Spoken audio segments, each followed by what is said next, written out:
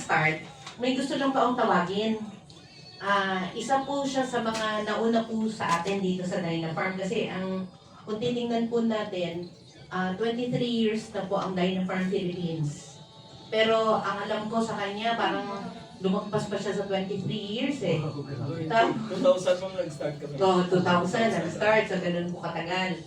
And dito po maganda pong pakinggan kasi DJ po siya. Yan. Dating janitor. Yun ang kagandahan po nun. Yes. DJ, pero ngayon milyonaryo. Wow. Kasama ko po siya lagi pag nagte-training po kasi pag pumupunta kami sa iba't ibang lugar para magpakilala ng Dyna Farm, ano yung Dyna Farm, ano bang merong produkto sa Dyna Farm, ano ba yung, paano ba kikita kahit na hindi magbenta, paano ba kikita kahit gumamit lang, bumili lang ng products, yan. Iniikutan ko namin yan, Mindanao at saka Visayas, siya po yung kasama ko. And ang nakakatuwa po sa kanya, nakasama na rin po ako dun sa kanya, sa bahay nila, mansyon sa Iloilo, Bovia. Si Sir Luger, taga Iloilo din eh. Yan. Tapos, pero base po siya dito sa Cavite. Molino. Opo. Tapos nagka-mansion din, sir. Yun ang maganda doon. Biruin nyo dating janitor, tapos paano siya nakakuha ng mansion, paano siya na nakatulong ng malaki ang Dyna Farm. So medyo mahihain lang po pag walang palakpak. Bigyan po natin ng masigabong palakpak si Sir Jonah Salute. Yes. Thank you, Ma'am LB. Alam niyo po, nung nagsimula po ako sa negosyo, talagang iba yung nagpapaliwanag ng aking mga invites. Kasi po, na-culture shock ako na hindi ko po linya. Tama yung sabi ni Ma'am LB, DJ, dating janitor po sa Motorola. So, siyempre, at that time, wala talagang kamuhang-muhang sa ganitong negosyo. Kaso, na-experience ko po sa ibang company na kahit mga ordinaryong tao, nagsimula sa wala rin sinipagan, kinarir, hindi linya, nilinya ko po. Bakit? Kasi nakita ko po na may opportunity na pwedeng mabago yung buhay ng isang tao. Kaya nga, sabi na nga, nag-introduce sa akin, Jonas, magkape lang tayo at magkapera ka pa. Naku, sabi ko, napakaganda. Sabi ko sa kanya, ulam na namin yung sa probinsya, kape. Pero commercial coffee. Sabi niya, kakaiba itong kape, healthy coffee. O sabi ko, anong healthy coffee? Siyempre tongkat ang inano sa akin, di ba? So, yun, kung isi-shortcut natin, doon ako nagsimula, walang-wala talaga. Wala akong bahay, wala akong sasakyan. Siyempre yung mga anak ko noon pa lang, elementary pa lang, ibig sabihin talagang totally zero. Pero nung nakita ko po yung opportunity na talagang pwede kang magkasasakyan, pwede kang makapagpaaral sa mga pribadong schools, sa mga anak natin, of course, doon ko nakita, sabi ko, daanin ko po ito sa sipag. So, yun po, diniscuss, multi-level marketing. Yun pa ang partner ko eh.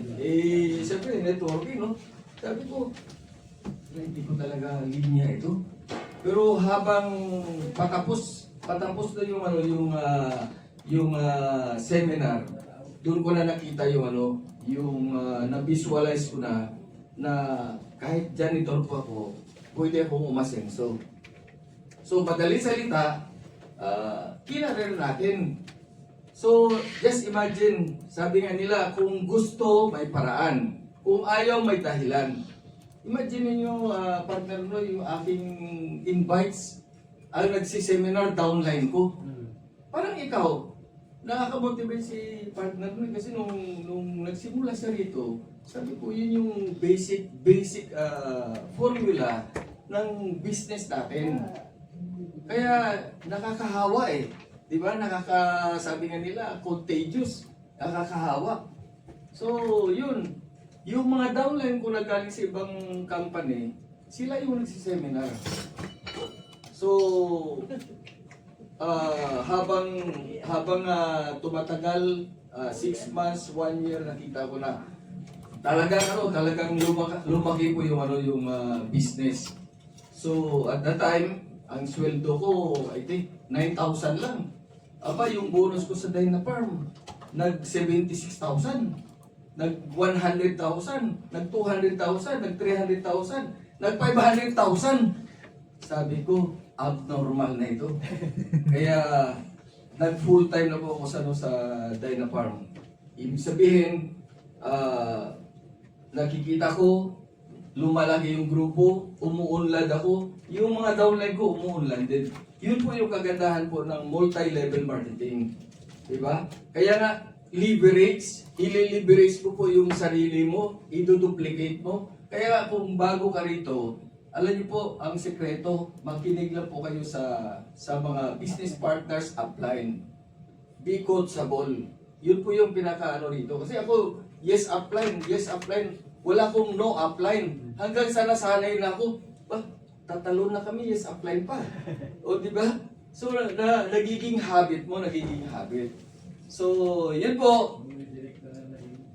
Sabi ni Kawili, Jonas, pupunta ako sa kailangan nandoon ka. May dalawa akong invites, taga Calamba, pero taga Bicol at sila, Bruno. So, yun po, first time ko ngayon na pumunta rito na nakabihis. Kasi siyempre, business, di ba? Pagka sabi nga ng mentor ko noon, kailan Jonas, sell for success, address for success, di ba? Kasi hindi nila alam, wala ka pang kinikita, hindi nila alam, pero kung nakabihis ka, akala na kumikita ka na. O, di ba? So, yun po yung kagandahan. Kaya, brother, kaya nandito ako sa harapan nyo, nagdahil sa inyo. O, di ba? Imagine nyo po. So, yun po, itong business natin, wala itong pagalingan. Pag magaling yung upline, bonus na lang yan. Kasi bakit? Ako po, hindi ako magaling. Sabi ko kay partner Roy, sabi ko, kaya ganito lang po yung aking para madali ma-duplicate. Abay, yung mga business partner ko mas magaling pa sa akin. Mas malupit pa, di ba? So, yun po, dito sa natin, syempre, basic orientation, pakinggan nyo lang po, importante, siseryosohin natin, sisipagan natin, at saka, ang sikreto, sabi nga nila, kanina sabi ko wala sikreto, no? Pero ang sikreto, i-marites mo lang. Yun po yung business natin. Kwento-kwento, kwenta-kwenta, chika-chika, mamaya chiki-chiki na. Ngayon, ATM na no? O ATM na or Gcash na. So, nagbabago po yung sistema. Pero yung system natin, walang pagbabago po ito. Sabi nga kanina ni partner mo basic approach, basic orientation. Okay? So, after 20 years or 23 years, imagine niyo po, napaaral ko yung mga anak ko, nasa lista pa. Yung kanilang papa, UE lang. Sabi ng mga anak ko, paano UE mo lang? Ano rin yun? University din po yun. Sabi ko, iba. University of Experience. UP. Diba? Pero tingnan niyo po, yung mga anak ko taga Lasal, anong negosyo? Dynafarm. So, kung ako ay offline, sila online. Lagi ko sa kanila ina-advise, kailangan isabay mo yung online. Kasi yung online, makakabuild ka ng relationship. Ang negosyo natin, relationship Kaya si Ma'am LB, namimit niya yung mga sinaunang kaibigan or ka-business partner. Kumbaga sa hindi patagdag ng patagdag. Bakit? Ang sikreto relationship. Kumbaga sa Jonas, saan ka? Doon din kami. Diba? O, sabi ko, pupunta ako rito sa ano, dyan na kayo. Hindi ko sila pwedeng isama kasi mag-aeroplano kami. O, di ba? So, dyan lang po kayo sa, ano, sa Maynila po. Ako, 1 week, 2 weeks. So, nasanay na po ako sa talagang suyod-suyod system. Di ba? Ba't ko ginagawa yun? Pero mo, at the age of 64, BP ko normal. Walang maintenance pa. Oh, ba't ko ginagawa yun? Because of my mission and passion. Siyempre, magbabago ka ng buhay ng tao eh. Magbabago ka ng kalusugan ng tao. Yun po yung kagandahan dito sa negosyo natin. Paggising mo, inspired ka. Pagtulog mo, inspired ka. Kung you rise the situation o yung kalidad ng pamumuhay ng business partner mo. Kaya Kawili at sa dalawang invites mo at saka of course sa dalawang invites dito, mapalad kayo, mapalad tayo dahil na-discover na natin yung oportunidad para umasenso sa buhay. Yung iba po hindi. Alam niyo po, yung mga hindi katulad natin, iba yung kanilang topic. 'Di ba? Yung buhay ng may buhay, yun ang kanilang pinagtuunan ng pansin. Sa atin po, iba. Yung ating pinagtuunan ng pansin, yung Dynafarm opportunity. Yun po. Pagka nagiging passion mo na ito, wala nang makakaharang sa'yo. Kahit super typhoon pa, mas super pa tayo sa typhoon. Haba Kawili, di ba? Kasi nandito kayo eh. Eh yung iba, wala na. Doon maulan, di ba? Kanina, sabi ng isang partner ko, apply mo ulan. Eh sabi ko, hindi naman tayo asin. Kasi kung asin tayo. Di ba? Minsan kasi, alam mo, the power of mindset. Mindset lang sikreto ng buhay. Kung paano yung pananaw mo sa buhay. Ang mga agila, pag masama yung panahon, ang mindset nila, naku, kakaiba. Aangat ako ron sa taas. Para walang hindi ako mababasa, di ba? Oo, soaring high. So yun po, Kawili, kaya ako kay Ma'am Elvin na ako iba una. Alam mo naman tayo, at least, ang mahalaga, na-meet natin yung dalawang invite mo, papaliwanag ni Ma'am LV. Ako, yung senior ko, yung paano na bago buhay ko sa Dynafarm, di ba? So, ang kagandahan po, hindi lang po ako nagbago. Yung mga business partner ko, kasama yung 36 countries sa Africa. Just imagine, hindi ako nakapunta ng Africa. But I still, may royalty ako sa kanila. Yes. Yun po yung negosyo natin. Sarap, no? Oo, di ba? Kaya nga leverage eh. Kung batas ng pagpaparami ng negosyo. Di ba? Kunyari, Jabili. Di ba yung Jabili, nagsimula naman na sa isa, di ba? O, lalo na yung pinakasikat na mall. Sa Carriedo lang ata nagsimula yun, di ba? So, ang ginawa niya, niliberate niya rin. O, ang pagkakaiba lang sa atin, multi-level marketing, leverage din. Kaso, maliit yung puhunan, pwedeng lumaki yung kita. Sa kanila kasi, malaki yung puhunan, pinadami rin nila, pero, siyempre, ilan lang yung makaka-avail. Yung may mga millions lang, di ba? O sa atin, magkano lang? 1.8. Ma'am Elvin, no? O, imagine nyo, 1.8, no? Kami noon, 430 lang. Kinita ko sa Dynafarm, siguro more than 100 million na.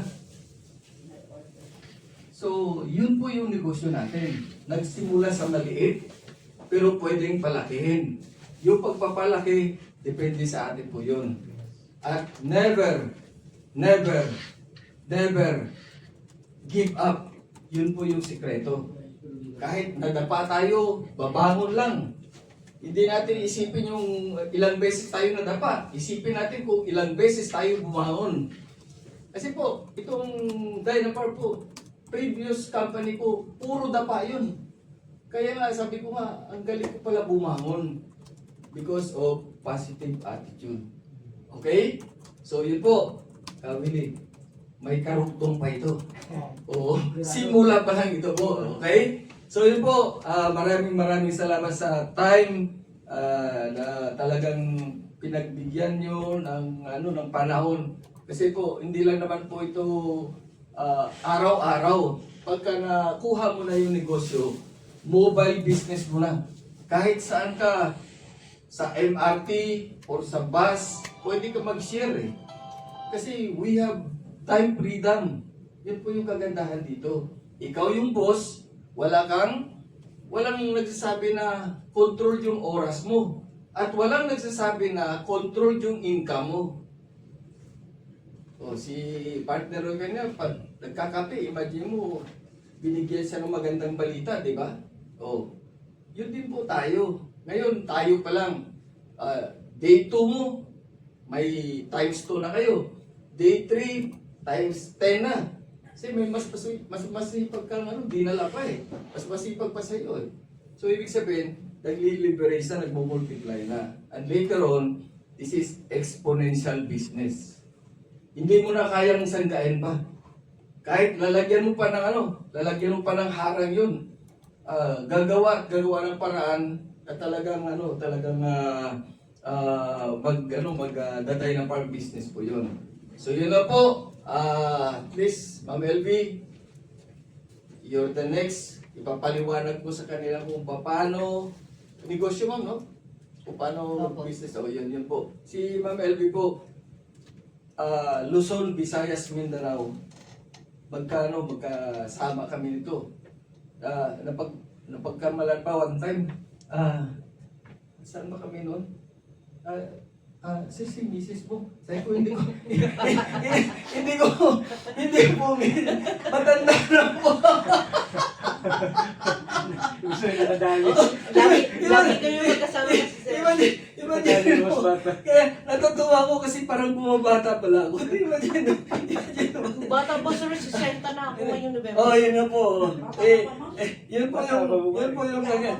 Yun po yung Ngayong November. Yun po yung kagandahan natin, kahit senior na tayo. Kasi hindi ka nililimit ng negosyo na to eh. Actually po, may iba pa yung gamitin ko kanina. Kasi nadaanan ko nagpakape. 74 years old. Si Kuya Onet. Oh. Imagine mo yun, oh. Okay, ma'am. Okay. Sige. Maraming salamat po. Salamat, sir. Thank you po. Ingat po. Yeah. Bro, thank you po. Sige. Okay. Yeah.